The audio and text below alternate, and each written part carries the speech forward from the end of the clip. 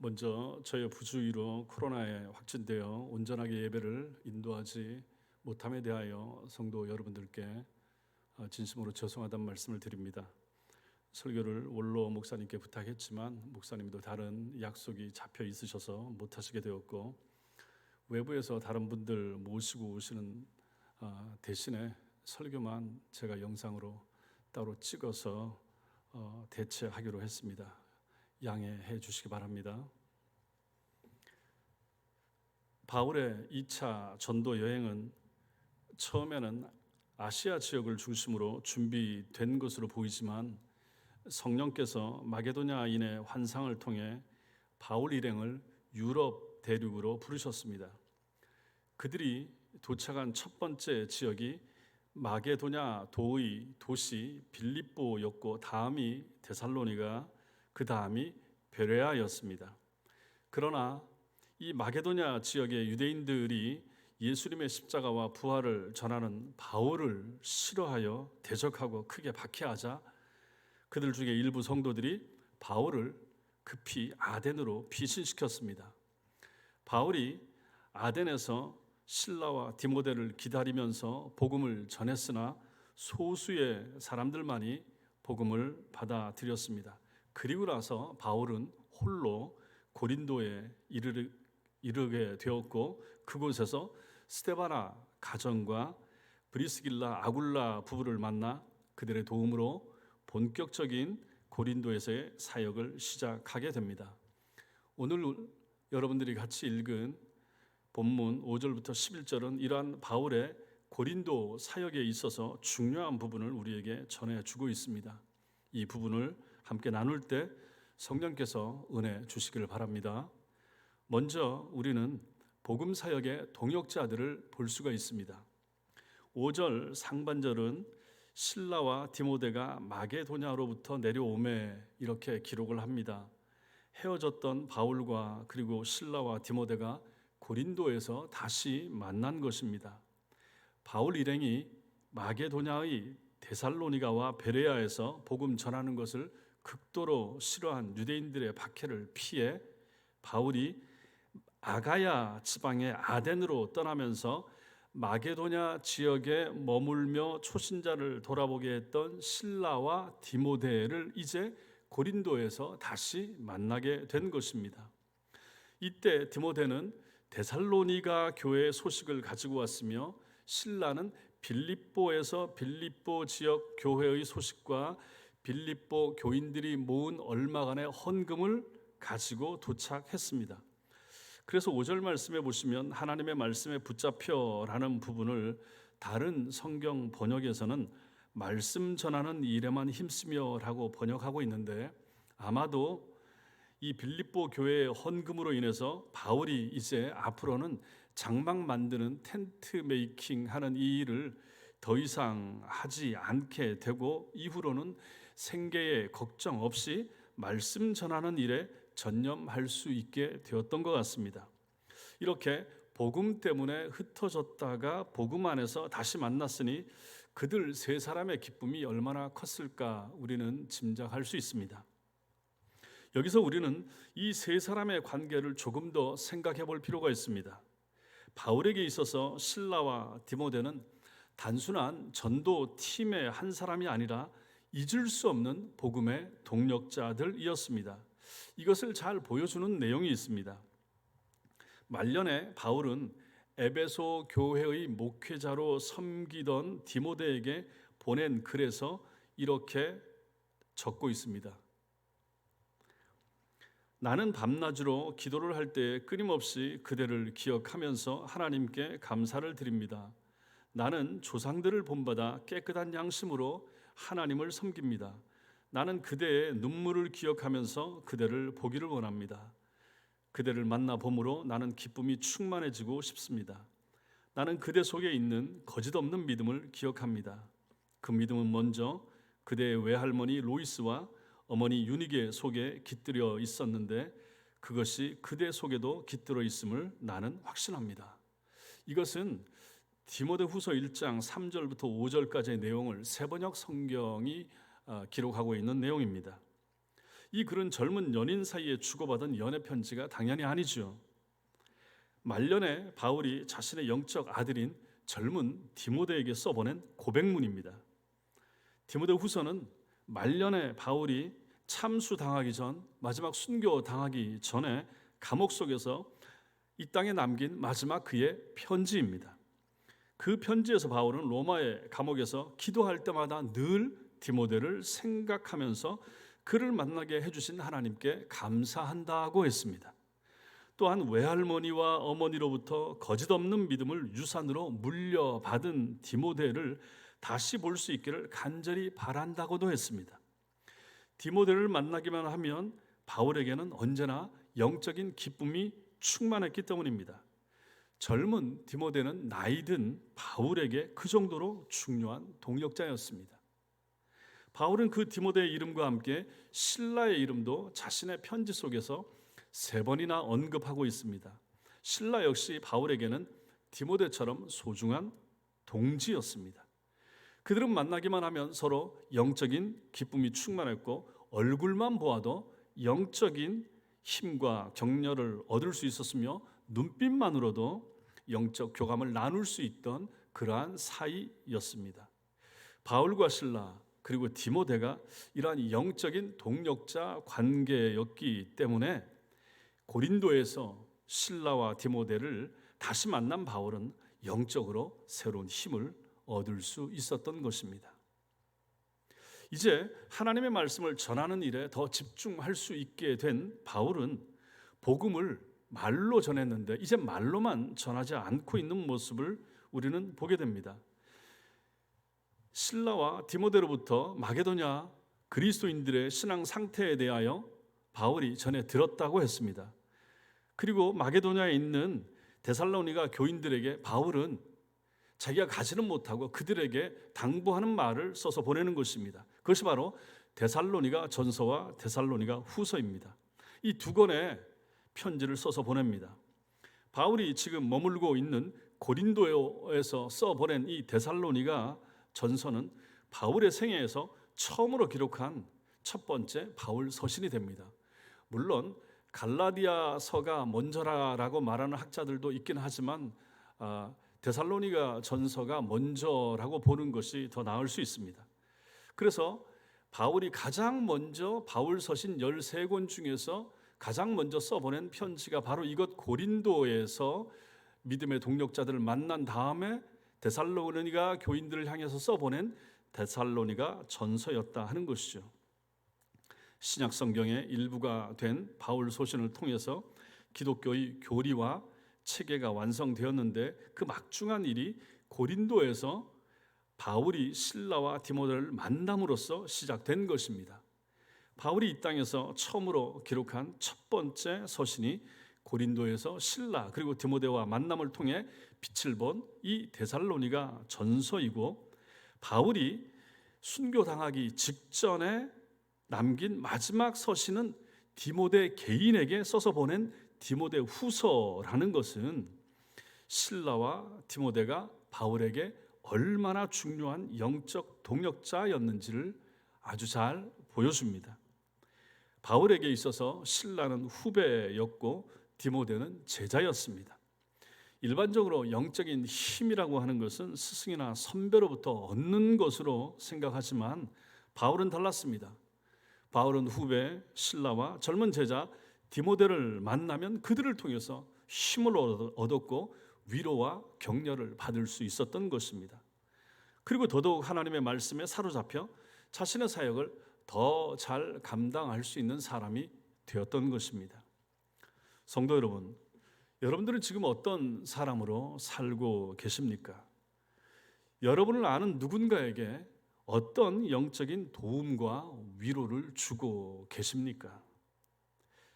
여러분 가정의 일로 힘들고 어려울 때 언제든지 찾아서 대화할 수 있는 사람이 우리 교인들 가운데 있으십니까? 교회에서 보기만 해도 기쁘고 즐거운 사람, 마음을 편안하게 만들어주는 사람이 되고 있으십니까? 교회 일을 상의하면 진지하고 애정이 담긴 대화 상대가 되어주고 계십니까? 아니면 누군가에게 영적 장애물이 되거나 누군가를 실족시키고 있지는 않습니까? 교회의 하나됨과 성숙의 버팀목이 되지 못하고 거침돌이 되고 있지는 않습니까? 바울은 디모데와 실라를 아주 보고 싶어 했고, 디모데와 실라도 바울을 만나면 힘이 솟고 위로가 되곤 했습니다. 교회 안에서 여러분 모두가 이런 관계를 가진, 바울과 디모데와 실라와 같은 이런 관계를 같이 나눌 수 있는 그런 복된 성도들 다 되시기 바랍니다. 둘째로 우리는 오늘 말씀에서 천국을 차지할 사람에 대하여 보게 됩니다. 6절에서 우리는 바울의 의외의 면을 봅니다. 6절 말씀을 우리 같이 읽겠습니다. 그들이 대적하여 비방하거늘 바울이 옷을 털면서 이르되 너희 피가 너희 머리로 돌아갈 것이요 나는 깨끗하니라. 이후에는 이방인에게로 가리라 하고, 이렇게 말합니다. 여기서 우리는 바울의 여태까지 보여주지 않았던 그런 면을 볼 수가 있죠. 그것은 바로 복음을 대적하고 회방하는 유대인들을 향해서 바울이 저주를 내리고 있기 때문입니다. 먼저 바울은 유대인들을 향하여 옷을 털었다고 합니다. 그리고 너희 피가 너희 머리로 돌아갈 것이요, 이렇게 선언하고 있습니다. 그리고 자신은 깨끗하며 이후에는 이제 이방인들에게로 가겠다, 그렇게 말하고 있습니다. 바울이 이렇게 거칠게, 이렇게 험하게 이런 저주를 선언하는 것은 유대인들에 대한 적대적 감정 때문이 아닙니다. 이것은 악인들이 죄에서 떠나라는 경고를 듣고도 여전히 죄악 가운데 있다가 멸망당할 경우 그 책임은 전적으로 구원을 거절한 그들에게 있고, 말씀을 전한 자는 무죄하다라고 밝힌 에스겔서 33장 4절과 5절 이 말씀과 관련이 있는 것입니다. 이 말씀 같이 읽겠습니다. 시작. 그들이 나팔 소리를 듣고도 정신 차리지 아니하므로 그 임하는 칼에 제거함을 당하면 그 피가 자기의 머리로 돌아갈 것이라. 그가 경고를 받았던들 자기 생명을 보존하였을 것이나 나팔 소리를 듣고도 경고를 받지 아니하였으니 그 피가 자기에게로 돌아가리라. 이렇게 말씀합니다. 복음의 나팔 소리를 듣고도 정신을 차리지 않으면 그 책임은 전도자가 아닌 복음을 들은 그 사람 자신이라는 말씀입니다. 설교자의 책임이 중요하죠. 말씀을 바르게 잘 전해야 되죠. 그러나 설교자의 입에서 나오는 바른 가르침, 바른 말씀을 거절하거나 무시하면 그에 대한 책임은 이제는 그 자신이 져야만 하는 것입니다. 옷에서 먼지를 떨어버리는 행위도 예수님이 친히 명령하신 것을 실천하는 행위일 뿐입니다. 마태복음 10장 14절에 보시면 누구든지 너희를 영접하지도 아니하고 너희 말을 듣지도 아니하거든 그 집이나 성에서 나가 너희 발에 먼지를 떨어버리라. 주님이 이렇게 말씀하시지 않았습니까?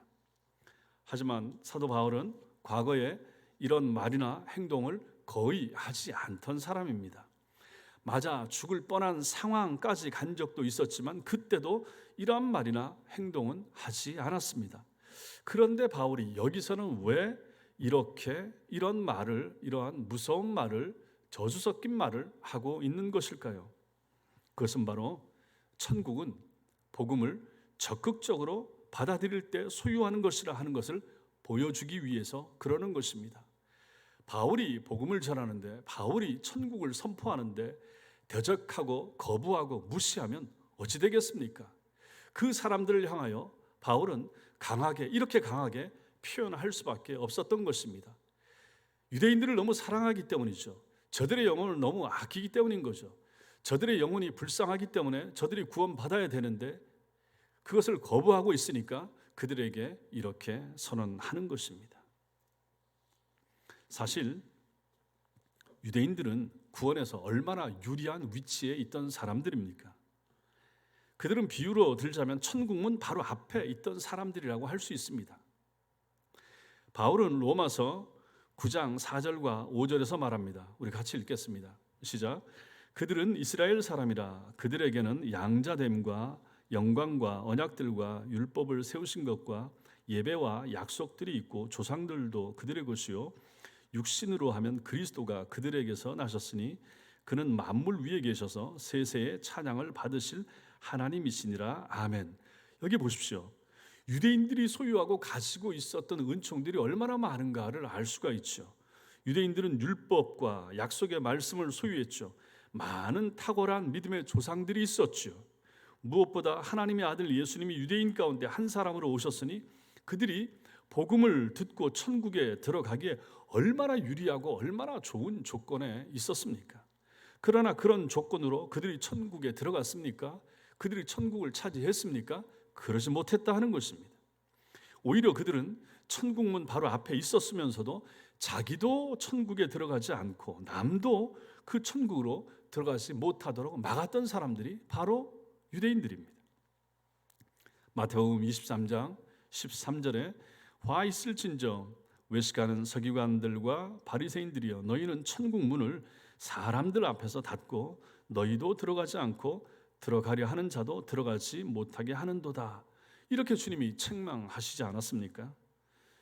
이것은 마치 가나안의 길을 막고서 야곱으로 하여금 가나안에 들어가지 못하게 했던 에서와 아주 똑같은 행동을 하고 있습니다. 여러분, 에서의 가장 큰 어리석음이 무엇입니까?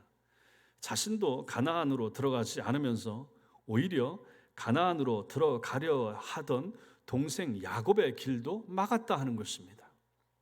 창세기 33장 14절과 16절 말씀을 같이 읽겠습니다. 청하건대 내 주는 종보다 앞서 가소서. 나는 앞에 가는 가축과 자식들의 걸음대로 천천히 인도하여 세일로 가서 내 주께 나아가리이다.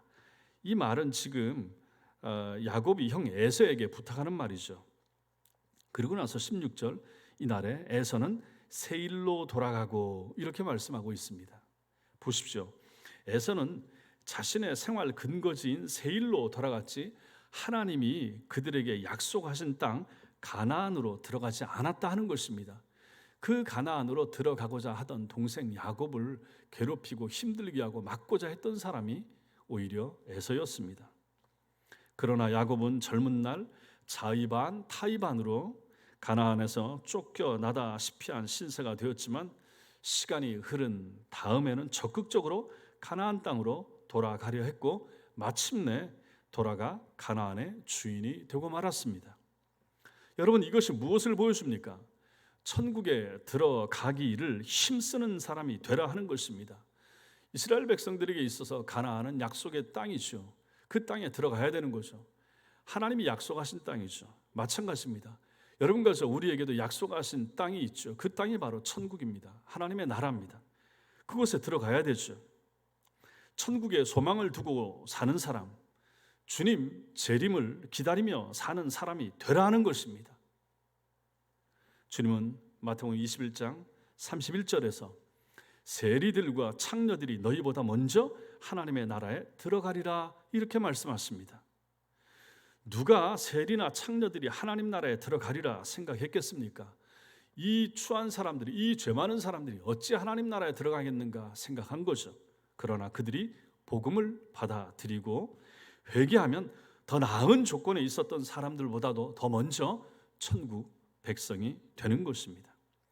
그래서 마태복음 11장 12절은 천국은 침노를 당하나니 침노하는 자는 빼앗느니라 이렇게 말씀하신 것입니다. 천국에 들어가려면 강한 용기와 흔들리지 않는 믿음이 있어야 되고 그 나라에 들어가고자 하는 결단이 있어야 하는 것입니다. 그리고 인내하는 믿음이 필요합니다. 본문에 나오는 이러한 유대인들처럼 대적하고 비방해서는 결코 천국에 들어갈 수가 없습니다. 성경을 비평하고 교회를 비난하며 기독교를 개독교라 비하해서는 결코 천국에 이를 수가 없습니다. 천국에 들어가고자 하는 열망을 가지고 천국을 소망하는 사람답게 살아가는 은혜가 여러분과 저에게 있게 되길 바랍니다. 마지막 세 번째로 우리는 오늘 말씀에서 하나님의 예정과 인간의 전도에 대해서도 볼 수가 있습니다. 6절 말씀에서도 보시면 바울의 동력자 실라와 디모데가 바울과 합류하여 더욱 힘있게 복음을 전하게 되자 그동안 바울에게 적대적이었던 유대인들이 더욱 조직적으로 바울을 괴롭히며 배척하기 시작했다라고 했습니다. 그러자 7절에서 바울은 회당 바로 옆집인 디도 유스도라는 사람의 집으로 거처를 옮깁니다. 본문은 그를 가리켜 하나님을 경외하는 디도 유스도 이렇게 소개합니다. 이 사람은 이방인이었지만 유대교로 개종을 하여 유대인 회당에 다니면서 하나님을 믿던, 하나님을 경외하던 사람이었습니다. 바울이 이 사람 디도 유스도의 집에 들어갔다라는 것은 그동안 유대인 회당에 들어가서 복음을 전하고 복음 전도의 거점으로 삼았던 바울이 저 유대인들이 하도 대들고 대적하자 이제는 거기서 나왔다 하는 것입니다. 그리고 바울이 이때부터 디도 유스도 이 사람의 집을 모임 장소로 사용하기 시작했다라는 뜻입니다. 즉 이방인 디도 유스도의 집이 바로 이곳 고린도에서 주님을 위한 첫 번째 교회로 사용되게 된 것입니다. 이 사람은 자기 집을 바울에게 주어서 교회가 되게 했다 하는 것입니다. 그리고 8절이 우리에게 놀라운 사실 하나를 보여줍니다. 또 회당장 그리스보가 온 집안과 더불어 주를 믿으며 수많은 고린도 사람도 듣고 믿어 세례를 받더라 이렇게 말씀하고 있습니다. 바울이 고린도에서 처음 복음을 전했던 회당의 유대인들은 바울을 오히려 배척했지만 배척당한 바울이 디도 유스도라고 하는 사람의 집을 예배당으로 삼아 복음을 전하자 어떤 일이 생겼습니까? 다른 회당의 회당장이던 그리스보라고 하는 사람이 자신의 모든 가족과 함께 그곳에 와서 디도 유스도의 집에 와서 복음을 듣고 그리스도인이 되었다 하는 것입니다. 한 회당의 회당장이라 그러면 그 회당에서 이루어지는 모든 예배를 책임지던 사람입니다. 그 사람이 경쟁 관계에 있는 다른 회당을 찾아가서 하나님의 말씀을 듣고 배운다 하는 것은 현실적으로 쉬운 일이 아니었습니다.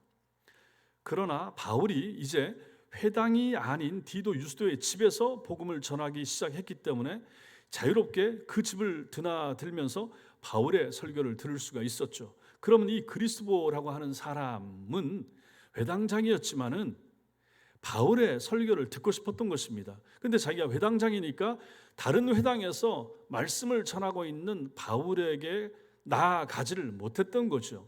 그런데 그 바울이 이제 유대인들이 대적하니까 그 회당에서 나와서 디도 유스도의 집을 교회로 삼아 여기서 복음을 전하니까 이 회당장 그리스보가 이 집에는 자유롭게 올 수가 있었다 하는 것이죠. 여기 와서 출입하면서 복음을 듣고 바울의 설교를 듣고 마침내 예수를 영접하고 가족들과 더불어 전부가 다 주님을 영접하게 되었다 하는 것입니다. 이런 놀라운 일이 생긴 거죠. 나아가서 수많은 오늘 7절 말씀을 보니까 8절 말씀을 보니까 수많은 고린도 사람도 듣고 믿어 세례를 받았다 이렇게 말하고 있습니다. 많은 고린도 사람들이 신자가 된 거예요. 그리스도인이 되었다 하는 것입니다. 고린도가 어떤 도시입니까? 당시 로마 제국에서 가장 타락하고 가장 성적으로 타락했던 추악하고 더러운 도시가 고린도라고 말씀을 드렸습니다. 그런데 여기에 이 땅에서 이렇게 많은 신자가 생기게 된 것입니다. 놀라운 생명의 역사가 이 땅에서 일어나고 있습니다. 정말 죄가 많은 곳에 더 큰 하나님의 은혜가 임하고 있다 하는 것을 이 말씀이 우리에게 보여줍니다. 9절과 10절 말씀을 같이 읽겠습니다. 밤에 주께서 환상 가운데 바울에게 말씀하시되 두려워하지 말며 침묵하지 말고 말하라. 내가 너와 함께 있음에 어떤 사람도 너를 대적하여 해롭게 할 자가 없을 것이니 이는 이 성중에 내 백성이 많음이라 하시더라. 이렇게 말씀합니다. 주님께서 환상 가운데 나타나 바울에게 말씀을 하신 내용이 나오고 있죠. 이 내용 중에서 우리는 한 가지 의문을 가질 수가 있습니다. 그것은 주님께서 여기 말씀하신 것처럼 10절에 이 성중에 내 백성이 많다 이렇게 말씀하셨습니다. 이렇게 말씀하시면서도 동시에 그 위에서는 두려워하지 말며 침묵하지 말고 말하라 명령하셨다는 것입니다. 보십시오. 하나님의 백성이 많다라고 하는 것은 이미 고린도 백성들 가운데 구원이 예정되어 있는 사람이 많다라는 뜻입니다. 그런데 다른 한편으로는 바울에게 전도하라, 두려워하지 말고 나가서 힘있게 침묵하지 말고 말하라, 이렇게 말씀하시니까 이게 조화되기가 어렵게 생각될 수가 있다는 것입니다. 여기에 오랫동안 많은 사람들이 논쟁을 거듭하면서도 풀지 못한 소위 하나님의 예정과 인간의 자유의지에 관한 문제가 나옵니다. 이 부분은 어느 한쪽으로 기울어서는 안 됩니다. 즉 하나님의 예정을 강조하다 보면 인간의 의지와 노력이 약해지게 되고, 반대로 인간의 자유의지를 강조하다 보면 하나님의 주권과 예정이 사라지게 되기 때문에 그렇습니다. 그렇죠. 하나님의 예정을 강조하다 보면 사람들이 전도를 안 하려고 그러죠. 이미 하나님이 다 예정해 놓으셨으면 우리가 전도할 필요가 뭐가 있는가, 언젠간 돌아올 텐데, 이렇게 되는 거죠.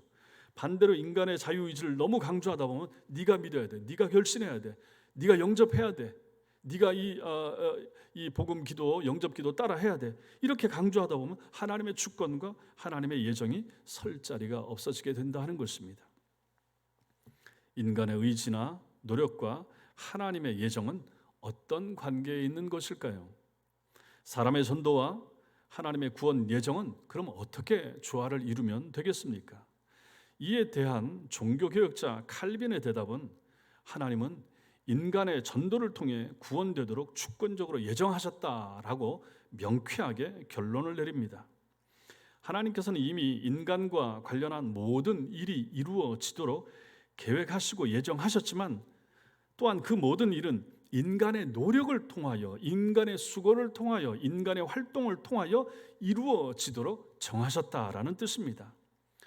보십시오. 하나님께서는 여러분과 저의 구원을 이미 오래전에, 이미 창세전에 예정을 해 놓으셨죠. 예정해 놓으셨지만 우리가 예수를 믿게 된 그 시점에는 어떻게 됩니까? 누군가가 우리에게 복음을 전해줘야 됩니다. 모태신앙인이라 그러면 어머님이 나를 데리고 교회에 나가주셔야 되고, 아니면 친구나 주변에 있는 사람이 나를 데리고 가까운 교회로 나가줘서 내가 거기 앉았다가 복음을 듣다가 회심하고 신자가 되는 일이 있어야만 되는 것이죠. 이것을 바로 우리는 이렇게 충분히 이 두 가지를 같이 조화를 시킬 수가 있다 하는 것입니다. 하나님의 예정하심과 인간의 노력과 수고가 같이 어우러질 때 영혼 구원의 역사가 나타나는 것을 우리는 보게 되는 것입니다. 그래서 이 장면에서 우리는 그것을 이해하게 되는 거죠. 이 성 중에, 고린도 성 안에, 이 타락한 성 안에 내 백성이 많다, 분명히 있다. 그러나 너의 복음 전도, 바울과 실라와 디모데의 복음 전도의 노력과 애씀을 통하여 이 성 중에 있는 알지 못하는 너희가 모를 그러한 사람들을 내가 구원해 내겠다, 그것이 나의 뜻이라 라고 하나님께서는 바울에게 알려주신 것입니다. 그래서 바울은 고린도전서 1장 21절에서 하나님께서 전도에 미련한 것으로 믿는 자들을 구원하시기를 기뻐하셨다라고 말한 것입니다. 전도에 미련한 것, 참 미련해 보이는 것이 전도 아닙니까? 믿을지 안 믿을지를 알고 만약 전도하면 얼마나 좋겠습니까? 얼마나 편하겠습니까? 하나님이 표시를 해주시면 얼마나 좋겠습니까? 그러나 그렇게 안 하시더라 하는 것입니다.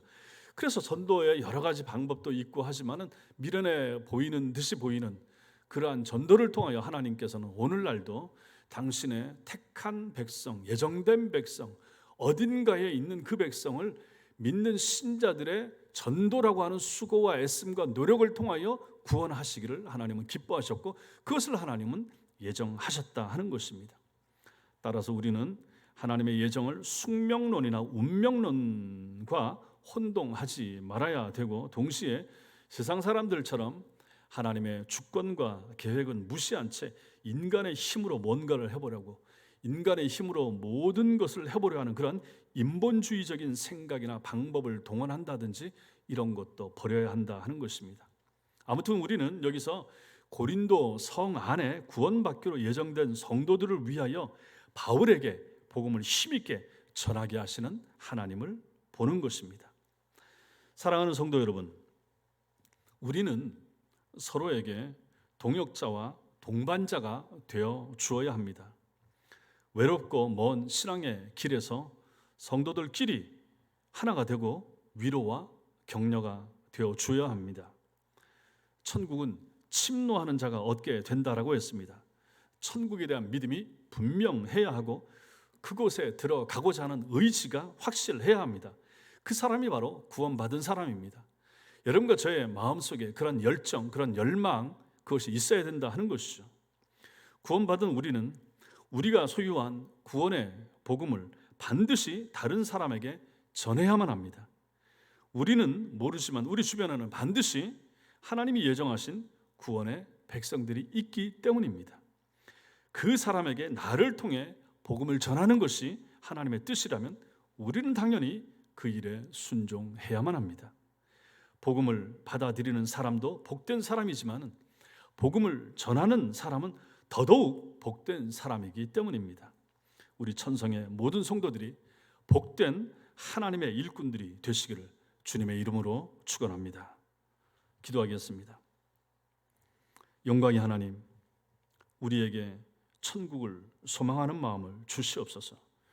천국을 확신하게 하시고 반드시 들어가리라는 열망을 우리에게 허락하여 주옵소서. 그 마음을 가지고 세상에 나가 복음을 전하게 하여 주옵소서. 이 도시에 하나님의 백성이 많습니다. 시흥과 인천과 부천에, 그리고 우리 동네에 하나님의 백성이 보이지 않는, 내가 알지 못하는 하나님의 백성이 많습니다. 그들을 위하여 복음을 전하는 우리가 되게 하여 주옵소서. 그들을 향하여 나아가서 복음을 전하는 우리 천성교회와 천성교회 모든 성도들이 되게 하여 주시옵소서. 예수님 이름으로 기도 올리옵나이다. 아멘.